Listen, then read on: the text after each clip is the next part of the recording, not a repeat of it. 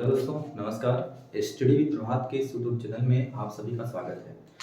तो जैसे कि पिछली कक्षाओं में हमने प्रशांत महासागर और अटलांटिक महासागर के बारे में पढ़ा था, सो आज की कक्षा में हम हिंद महासागर के विस्तार के बारे में बात करेंगे। तो हिंद महासागर का मैंने फिगर पीछे बनाया हुआ है, और हिंद महासागर जो है वो विश्व का तीसरा सबसे बड़ा महासागर है। और जैसा कि आप देख पा रहे होंगे कि इसका आकार थोड़ा एम के समान है। तो हाँ, निश्चित रूप से इसका आकार एम के समान है। इस महासागर का जो आकार है वो अंग्रेजी के आकार अक्षर एम के समान है, और इस महासागर के मध्य से एक भूमध्य रेखा होकर गुजरती है, जिसे हम लोग 0 डिग्री रेखा भी कहते हैं। और इस हिंद महासागर को यह भूमध्य रेखा दो बराबर भागों में बांटती है। पहला है ऊपर वाले भाग को उत्तरी हिंद महासागर, और भूमध्य रेखा के नीचे वाले भाग को दक्षिणी हिंद महासागर कहते हैं। हिंद महासागर में ही एक बहुत बड़ा द्वीप है जिसे हम लोग मेडागास्कर कहते हैं।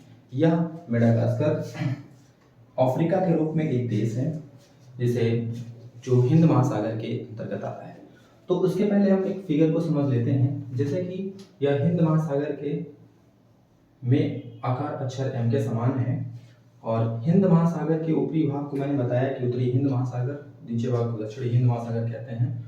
इसके पूर्व भाग में बंगाल की खाड़ी और पश्चिम भाग में अरब सागर है, और इसके ठीक भूमध्य सागर से सटा हुआ एक कटक है। कटक मैंने कल आपको बताया था कि कटक क्या होता है। कटक जो होता है वो समुद्र के भीतर एक पर्वत की श्रृंखला होती है, जिसे हम लोग कटक कहते हैं। तो इस हिंद महासागर के भूमध्य रेखा के करीब एक कटक है, जिसे हम लोग मध्य हिंद महासागरीय कटक कहते हैं। इसका नाम है मध्य हिंद महासागरीय कटक। तो हिंद महासागर में मैंने बताया कि जो सबसे बड़ा द्वीप है हिंद महासागर का वो मेडागास्कर है, या अफ्रीका महाद्वीप के रूप में एक देश है। इस हिंद महासागर में एक गर्त है जिसे हम लोग सुंडा गर्त कहते हैं।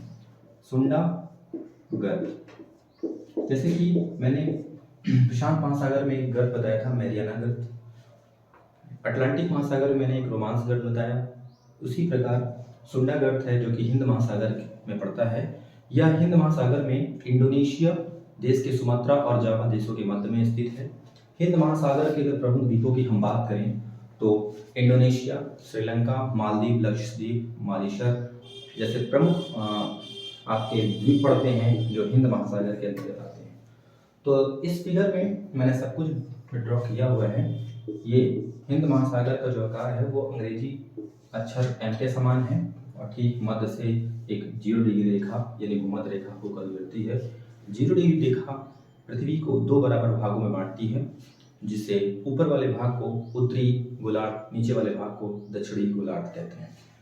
तो ठीक आगे की क्लास में हम आपको आगे के महासागरों के बारे में बताएंगे, जिसमें दक्षिणी महासागर, और आगे की क्लासों में मैंने इस पूरे टॉपिक को कंप्लीट करके नए चैप्टर की शुरुआत करेंगे इसमें।